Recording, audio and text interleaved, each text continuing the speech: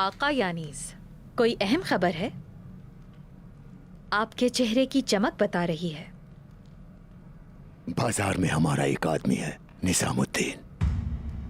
लिखता है अखी बिरादरी दोबारा नए बाजार में है और उस्मान के हमरा है। अंदाजा था मुझे, उस्मान उनके साथ ही होगा।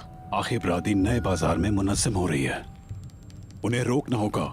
उन्हें जरूर रोकेंगे कालानौज, जरूर रोकेंगे। हम नए बाजार को मिटा देंगे और उनका सफाया कर देंगे।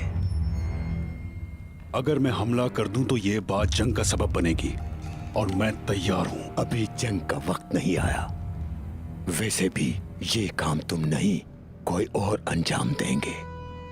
कौन है वो लोग जो ये काम करेंगे आफंदी यानिस?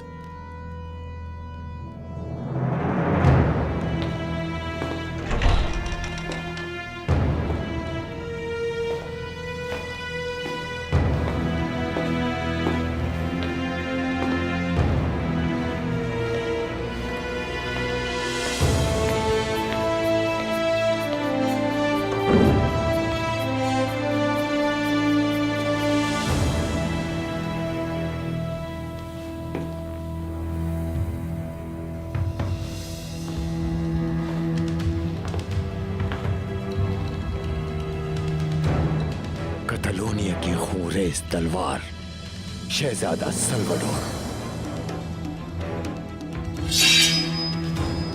मैं अपने जंगजुओं के साथ आपका मातहत हूँ आका यानिस।